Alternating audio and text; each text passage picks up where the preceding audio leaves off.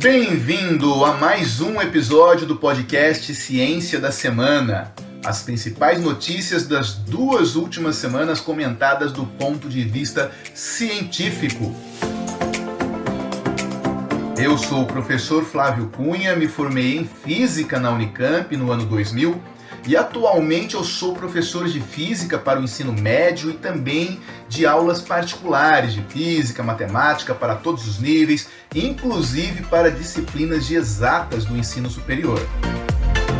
Estamos já no 8º episódio deste podcast, falando sobre ciência na nossa vida diária. A ciência é como uma vela na escuridão da ignorância. É pequena, mas é o melhor que temos. E quem disse isso foi Carl Sagan, um dos maiores cientistas divulgadores de ciência dos últimos tempos. E neste episódio você ouvirá: ciclones vêm atingindo a região sul do país e pelo menos 16 pessoas morreram em junho decorrente do fenômeno. O que é um ciclone? Está relacionado com o El Niño, cujas previsões para este ano são tão alarmantes? O aeroporto de Florianópolis foi fechado dia 12 de julho depois que um avião derrapou ao pousar. Sabia que muita gente já morreu em acidentes como este? Vamos entender por que isso é tão preocupante. O governo Lula condecorou no dia 12 de julho pesquisadores brasileiros com a medalha da Ordem Nacional do Mérito Científico. Vamos ver quem são esses pesquisadores e quais são as pesquisas que os levaram a essa honraria, pelo menos alguns deles.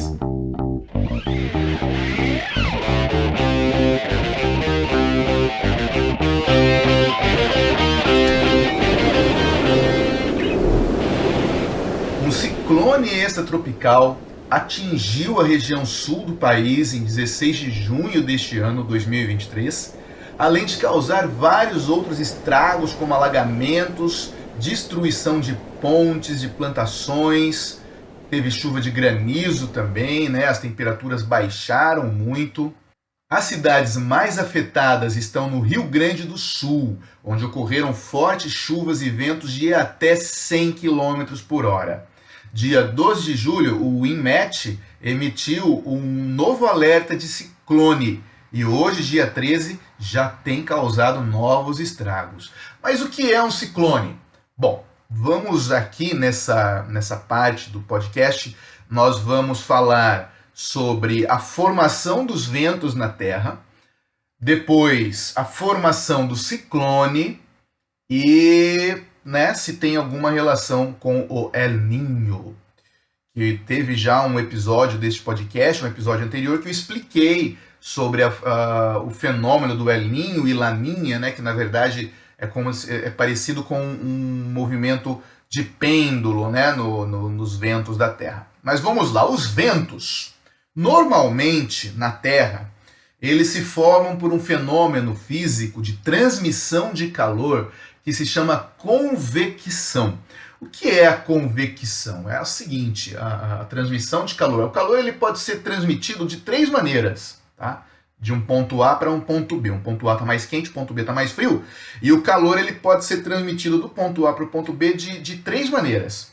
A primeira maneira é a condução, que é a agitação das moléculas, vai sendo transmitida de uma molécula para outra até chegar no ponto B. Isso é a condução. Então, quando você coloca uma colher no fogo, por exemplo, segurando ela pelo cabo, e você coloca a colher no fogo, com o tempo você vai perceber que o cabo da colher vai começar a esquentar também. Então, esse processo se chama condução. E aí, depois tem o processo de irradiação, que é a transmissão do ponto A para o ponto B, o ponto A está mais quente que o ponto B, é a transmissão por ondas eletromagnéticas, geralmente aí na região do infravermelho, mas toda onda eletromagnética conduz calor, tá?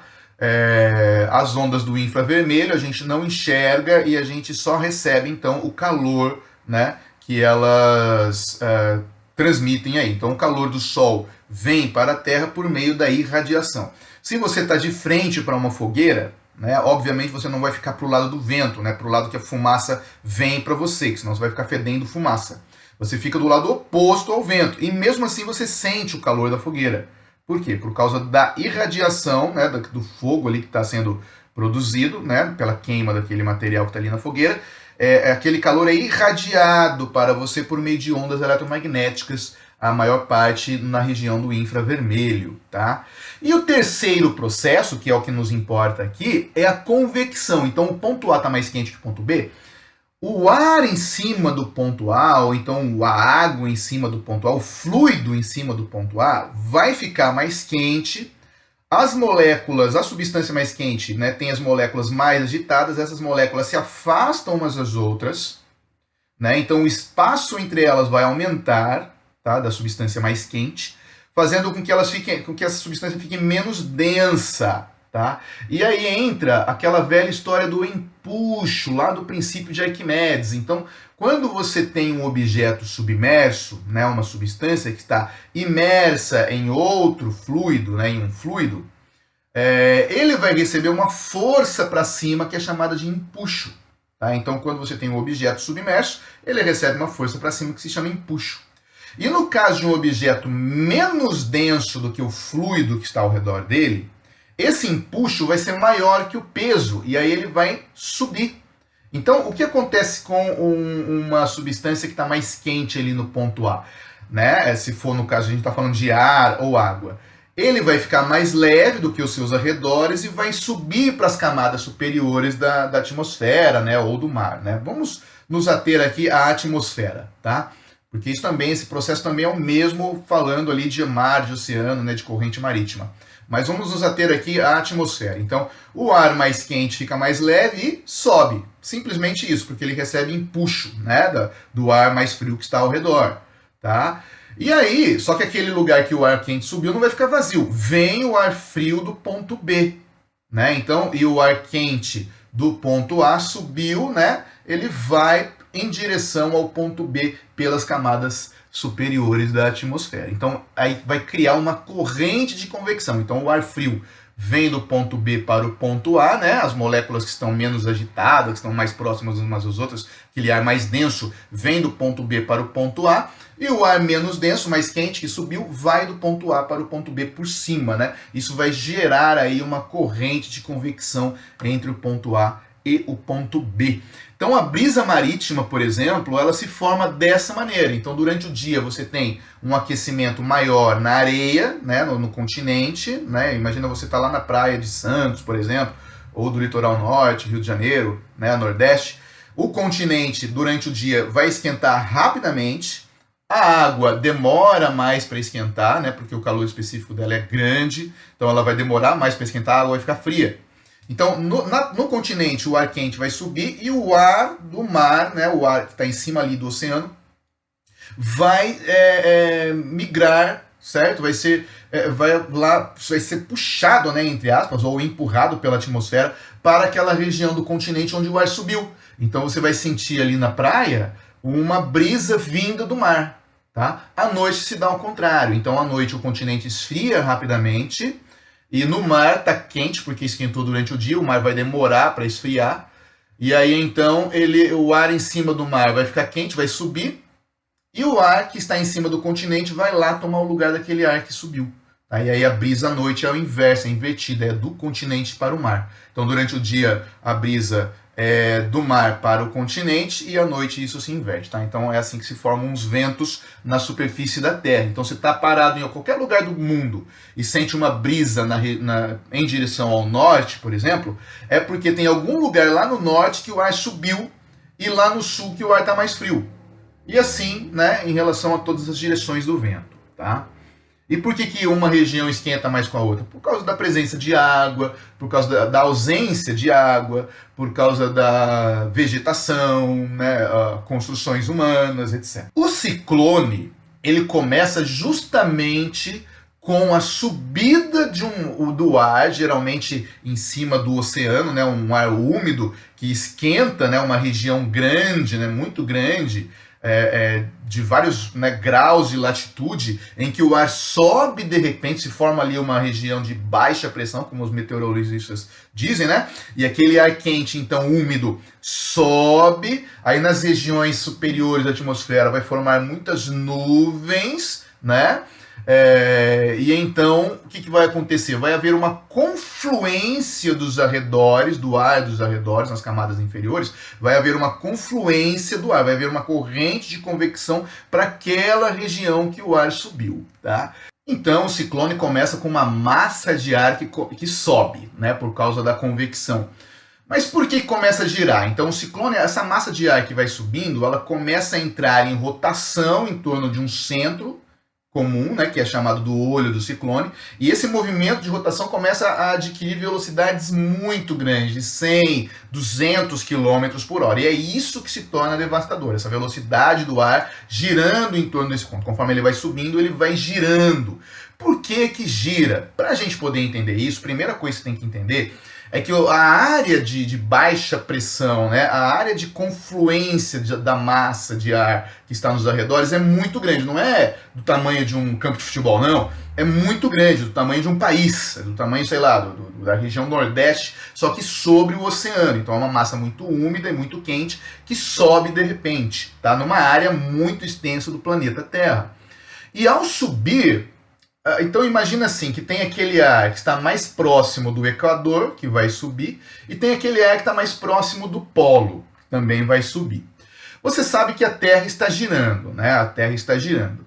E imagina o seguinte, a velocidade, imagina um disco girando, tá? A Terra não é plana, mas para simplificar, para você entender esse conceito, você imagina um disco girando. Então, a borda do disco gira mais rapidamente. Se você colocar o dedo ali na borda do disco, você vai sentir que aquele disco gira mais rápido na borda do que no centro, do que perto do centro. Então, a Terra também é assim. A Terra está girando, na região do Equador gira mais rápido do que na região, né, com latitudes mais elevadas, próximas do polo, tá? Então a latitude aqui no Equador é 0, a latitude lá no Polo Norte ou no Polo Sul 90 graus, tá? Então conforme você vai subindo na latitude, o giro da Terra, a velocidade de giro da Terra é menor. Aquele ar que sobe, agora volta para o ciclone, aquele ar que sobe próximo da região do Equador, ele vai se deslocando para latitudes maiores e para altitudes maiores também. Tá? Além de subir, ele vai confluindo para latitudes maiores. Tá? Só que ele estava rápido, né? Ali na região do Equador, ele estava mais rápido do que nas latitudes maiores. Tá? E então, ele vai se adiantando, conforme ele vai subindo, ele vai se adiantando em relação à rotação da Terra. Então ele vai tendo um desvio para o leste. Tá? Aquele ar que está mais próximo do Equador e conflui no ciclone, né, para latitudes mais baixas, né, mais próximas do Equador, ele está mais lento, né, então ele vai sofrer um atraso em relação à velocidade de rotação da Terra, sofrendo desvio para o oeste. Então, eu estou pensando aqui no hemisfério norte, tá? Esqueci de falar isso no começo, mas eu estou dando esse exemplo aqui para o hemisfério norte. Então, repetindo, o ar que sobe do Equador e vai em direção ao norte, em direção ao hemisfério norte, ele sofre um impulso para o leste, porque no Equador ele é mais rápido.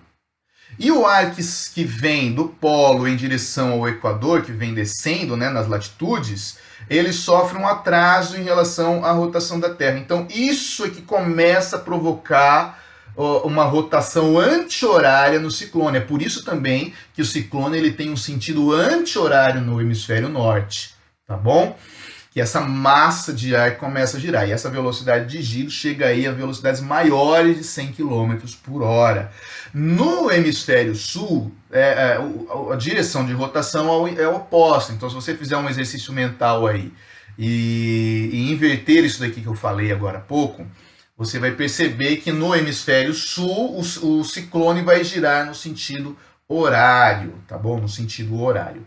E o que é um ciclone extratropical? Esse ciclone que vem afetando, que vem devastando a região sul do nosso país, ele é chamado de extratropical. Por quê? Porque ele é formado para fora dos trópicos, abaixo do trópico. Então vamos pensar nas linhas de latitude, né, do planeta. Então você tem ali no diâmetro, né, o Equador, a linha do Equador, né, que é o diâmetro da Terra, e você tem também os trópicos, que elas estão a 23 graus e meia acima do Equador, né, em direção ao norte, e 23 graus e meio abaixo do Equador. Por que 23 graus e meio? Porque essa é a inclinação da Terra, do eixo de rotação da Terra, em relação ao plano da órbita em torno do Sol. Então, essas linhas, esses trópicos, são regiões do globo que passam exatamente, que tangenciam exatamente o plano da órbita da Terra em torno do Sol. Tá? Isso faz com que no equinócio, que é naquele dia que a noite tem a mesma duração do dia, tanto no hemisfério norte quanto no hemisfério sul, né, se dá em momentos diferentes. No equinócio, o Sol, nessa região da linha dos trópicos, né, o Sol passa exatamente a pino, tá, a 90 graus no céu. Tá bom? Isso que caracteriza os trópicos. Então, no norte tem o trópico de Câncer e no sul tem o trópico de Capricórnio. E um ciclone extratropical, ele é formado fora, né, entre os trópicos e o polo. Tá bom? Entre o trópico e o polo, acima, né, ou abaixo do trópico de Capricórnio ou acima do trópico de Câncer, tá? E então esse ciclone se forma em cima do oceano, que forma ali uma massa de ar quente, né? Resumindo, esse ar quente sobe, à medida que ele sobe, ele conflui para um ponto mais central. Esse deslocamento vertical, devido às diferentes velocidades de rotação da Terra, né, nas suas latitudes, vai ter um desvio que vai formar aí o ciclone girando em torno de um ponto. No hemisfério sul, ele gira no sentido horário, e no hemisfério norte ele gira no sentido anti-horário, tá? E será que tem alguma coisa a ver com o El Niño? Tem alguma coisa a ver com o El Niño, tá? O El Niño, quando ocorre o El Niño, né, eu já falei sobre o El Niño aqui em outro episódio, que é esse ano, né, vai ocorrer, a gente está saindo da Laninha, né, e iniciando o El Niño esse ano. As correntes de ar na Terra ficam mais lentas, tá?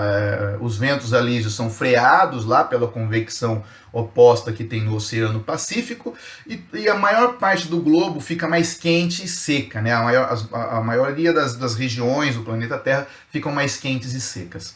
E isso causa diferenças de temperatura maiores, né? E são essas diferenças de temperaturas maiores que causam, né, de maneira local ali nos ciclones, velocidades de ventos maiores. Então ali na convecção, se você tem um ponto A muito mais quente do que o ponto B, o ar vai subir mais rapidamente, né?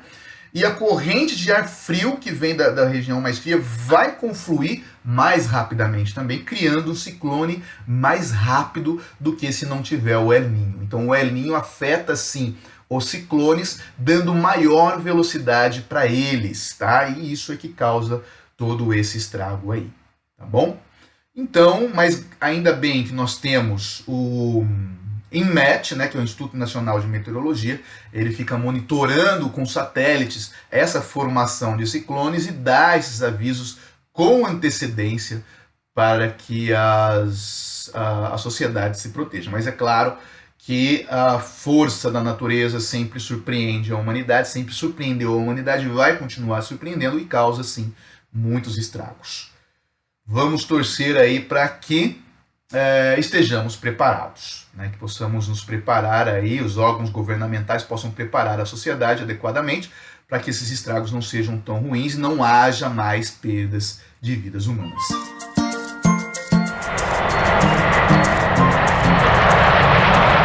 O voo LA3300 da Latam de Guarulhos para Florianópolis derrapou ao pousar neste aeroporto no dia 12 de julho de 2023. As autoridades atribuem essa derrapagem ao alagamento da pista, justamente por causa desses fenômenos, né, de ciclone que estão ocorrendo lá no sul.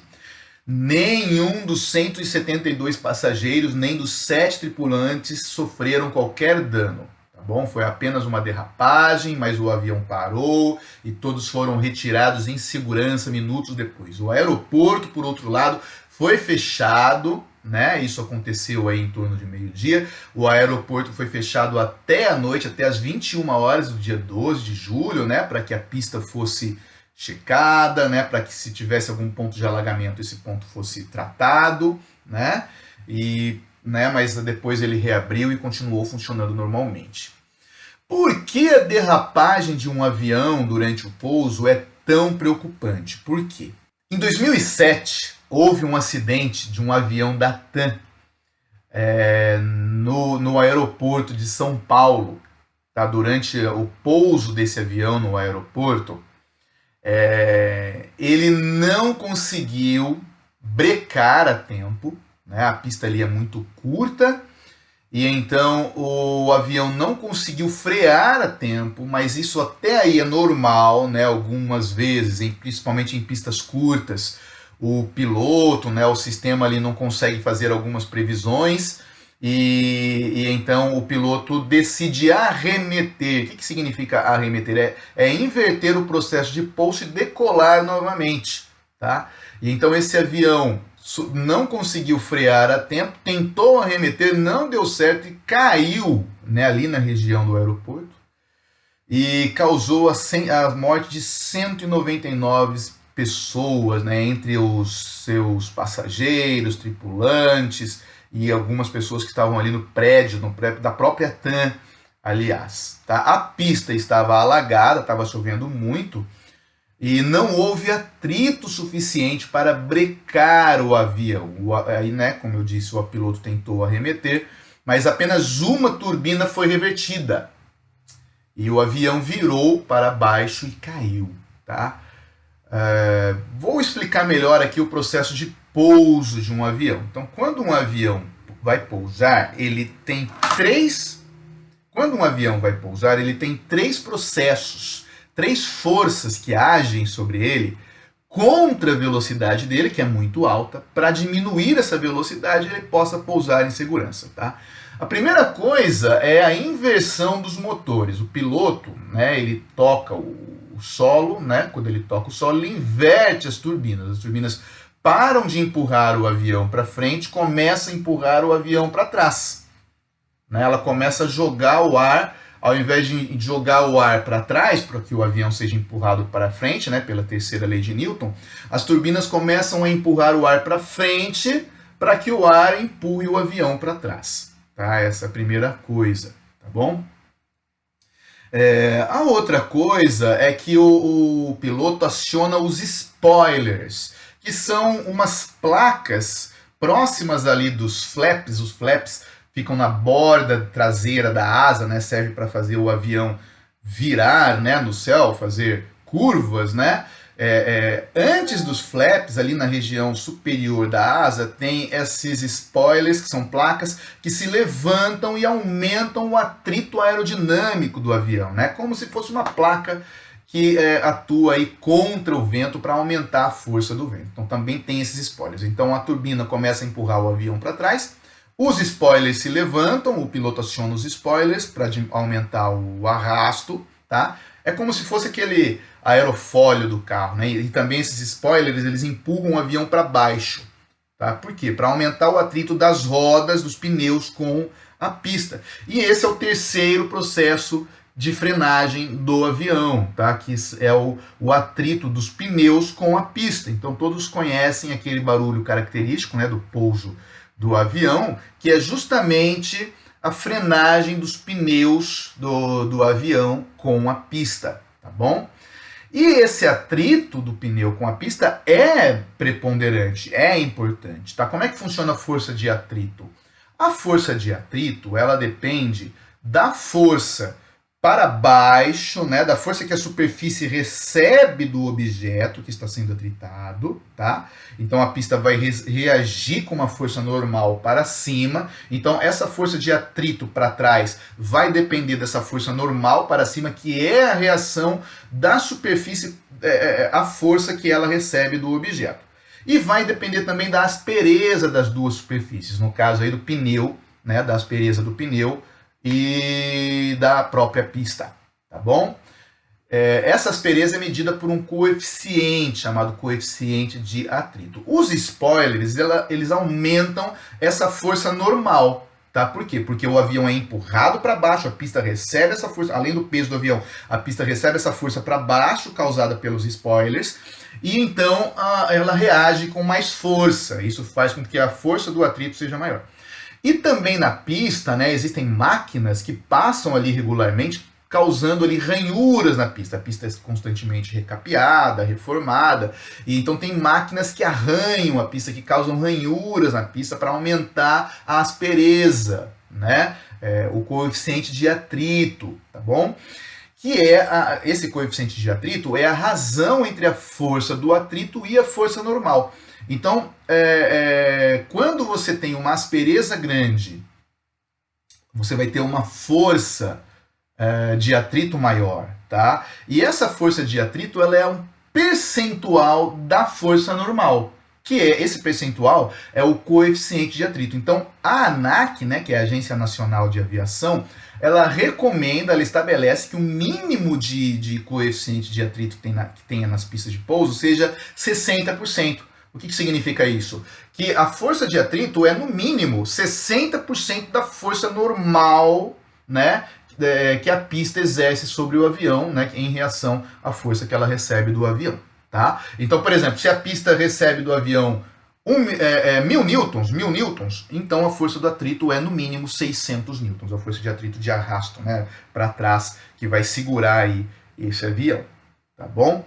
Para você ter uma ideia, uma rua normal, uma rua comum asfaltada, né, com o pneu dos carros, tem um atrito de 0,5 a 0,8 se estiver seco. Então, a água, ela diminui essa força de atrito nas pistas. É por isso que esses acidentes de derrapagem de aviões nas pistas de pouso vão acontecer quando a pista está molhada, porque o coeficiente de atrito é menor. Mas a ANAC estabelece que mesmo com a pista molhada, né, esse coeficiente de atrito seja de 0,6. E para isso, então, é que precisa fazer essas ranhuras aí, né? E é um problema de engenharia, né, de manutenção das pistas aí. Ninguém investigou até o momento que eu fiz essa pesquisa, ninguém investigou ainda, ninguém falou nada sobre o valor desse coeficiente de atrito da pista, tá bom? Mas provavelmente, né, estava baixo aí, ou por causa da pista, ou por causa, de repente, até mesmo dos pneus do avião.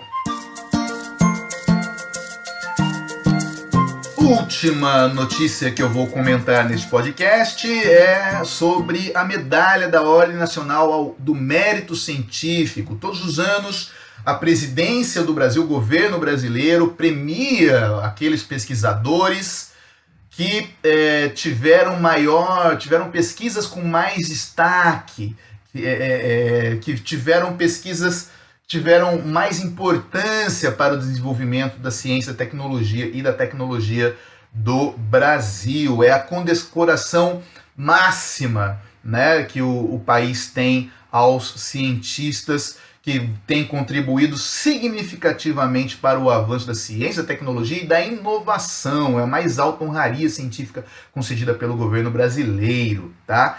Essa condecoração, a Ordem Nacional do Mérito Científico, foi instituída em 93 e ela tem graus, né? Então, o maior grau dessa medalha é a da Gran Cruz, medalha da Ordem Gran Cruz, tá? É concedido a personalidades que tenham prestado serviços à ciência, né, de forma excepcional para o desenvolvimento científico e tecnológico. Tem, em segundo lugar, é como se fosse o ouro, a prata, o bronze, né? Então, Gran Cruz é o ouro, né, vamos dizer assim. Em segundo lugar é do Comendador, que tiveram destaque também, né? Tem em terceiro lugar tem a do Oficial. Quarto lugar tem a do Cavaleiro, tá? Aí entram também os tecnólogos, aliás, a do Oficial também já entram tecnólogos. Gran Cruz e Comendador é só para cientista, tá? E outras personalidades aí que tenham contribuído para o avanço científico. Oficial e Cavaleiro já entram os tecnólogos e quaisquer pesquisadores aí, às vezes mestrandos, né? Doutorandos. E em quarto lugar a de Cavaleiro, E são esses 4 graus que tem aí a Ordem Nacional do Mérito Científico, tá bom? E quem avalia essas produções científicas é o Conselho Nacional de Desenvolvimento Científico e Tecnológico, a CNPq, e o Ministério da Ciência, Tecnologia e Inovações. Então esses 2 órgãos se reúnem, né, para escolher aí as pessoas. São algumas dezenas, né, de pessoas que são escolhidas entre os pesquisadores brasileiros para receber esses graus da honraria aí, tá? Este ano de 2023 foi bem atípico porque o atual governo Lula, ele devolveu a medalha para 2 pesquisadores que o governo anterior havia tirado em 2021. Então, eu nem sabia, na verdade, que essa medalha pode ser retirada, né, mas foi retirada pelo governo Bolsonaro, de Adele Benzaquem. Ela foi demitida do cargo de diretora do departamento HIV/AIDS do Ministério da Saúde, depois que ela publicou uma cartilha sobre prevenção de doenças para homens trans. Então, o que acontece é que esse grupo de pessoas, né, que são os homens trans, estão expostos de uma maneira mais sensível a essas doenças, né, como a AIDS.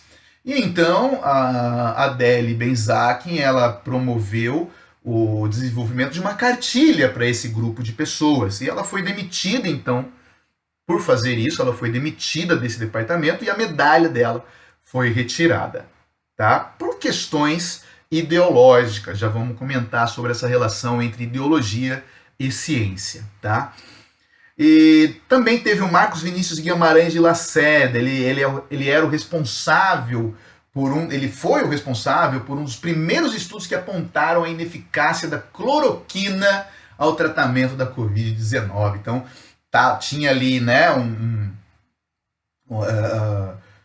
como eu diria, boatos, né, de que a cloroquina fosse eficaz no tratamento do Covid-19 no meio da pandemia, né? Então algumas pessoas começaram a falar de cloroquina, que algumas pessoas sararam, né, por causa do uso da cloroquina. E então esse cientista, ele liderou um estudo para ver se realmente, metodológico, né, para ver se realmente a cloroquina era eficaz ou não, e a conclusão desse estudo foi que não era eficaz, tá? Não tinha nenhuma comprovação científica, então, de que a cloroquina fosse boa no tratamento de Covid-19. E ele também, então, foi demitido, né, e a sua medalha também foi retirada. E quando ele fez isso, vários cientistas, né, renunciaram à medalha, né, em 2021. Vários cientistas renunciaram a essa medalha, tá? Segundo o Palácio do Planalto, esses pesquisadores que renunciaram também vão receber as medalhas que eles perderam, né, que eles não pegaram em 2021. E o Lula, ele concedeu essa medalha a um outro pesquisador, o Ricardo Magnus Osório Galvão. Ele é ex-presidente do Instituto Nacional de Pesquisas Espaciais, o INPE, a NASA do Brasil, né, vamos dizer assim. O INPE, Instituto Nacional de Pesquisas Espaciais. E ele é atual presidente do Conselho Nacional de Desenvolvimento Científico e Tecnológico, da CNPq. O Lula concedeu uma medalha a ele porque em 2019 o presidente Bolsonaro acusou o Instituto de divulgar dados mentirosos e estar a serviço de uma ONG, né? O INPE, ele divulgou dados sobre o desmatamento da Amazônia, né? Devido ali, então existe todo um tratamento informatizado, computacional, a partir de imagens de satélite, né? Produzidas da Amazônia, e o INPE então divulgou dados de que esse desmatamento tinha crescido naquele ano de 2019. O presidente, né, na época o presidente do INPE, Ricardo Magnus, ele respondeu ao Bolsonaro, defendeu o sistema, né, que esse sistema é reconhecido internacionalmente, e na sequência o Bolsonaro exonerou esse pesquisador, tá? Ele é doutor em física e professor aposentado da Universidade de São Paulo, da USP. E ele é um dos cientistas mais respeitados do país, tá? E ele também, então, recebeu essa medalha da Ordem Nacional do Mérito Científico, tá bom? Bom, então aqui ficou óbvia, né, essa relação ideológica, política, da ciência, né? A ciência como dentro aí de esquemas ideológicos. Então, o governo Bolsonaro tinha uma ideologia, né, que era avesso a algumas questões sociais, como, por exemplo, a questão de gênero, né? Ele tinha uma posição mais cristã, vamos dizer assim, sobre essa questão de gênero, cristã conservadora, né? Claro que não são todos os movimentos cristãos que têm esse posicionamento. E ele então se opôs, né, a essas questões científicas, né, como por exemplo essa cartilha da prevenção de doença e também o tratamento de Covid, que ele estava ali num certo negacionismo em relação à própria pandemia, né? E então a ciência tem essa relação, né? Então o Galileu mesmo sofreu uma retaliação da igreja na época, né, que tinha ali uma ideologia sobre a criação, né, sobre a Terra, né, sobre como o planeta Terra estaria disposto em relação ao universo, ao Sol, aos outros planetas. Então havia ali uma ideologia geocêntrica, né, na igreja, na época do Galileu, e então ele sofreu também um ataque, né, para ele não ensinar sobre o heliocentrismo, né? Então essa relação da ciência com ideologias, né? Às vezes a ciência, no nazismo, por outro lado, o nazismo tentou usar a ciência a seu favor, né, na questão ali da seleção natural do Darwin, né? Ele tentou usar o darwinismo a favor da ideologia nazista. Então a ciência, ela é uma ferramenta que ela é utilizada pelas forças ideológicas da sociedade, né, pelas forças políticas aí.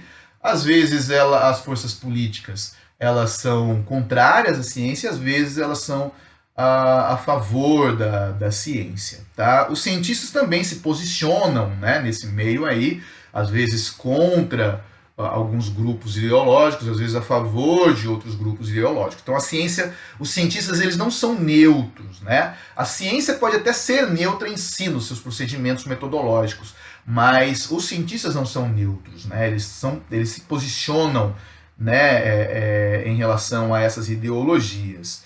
Existe um filósofo da ciência, o Feyerabend, que ele argumentava, né, que a ciência ela não deve ser considerada uma autoridade absoluta, mas a sociedade nos seus órgãos democráticos, né, nas suas instituições democráticas, como o voto, né, por exemplo, deve ter sim um poder sobre a ciência, né?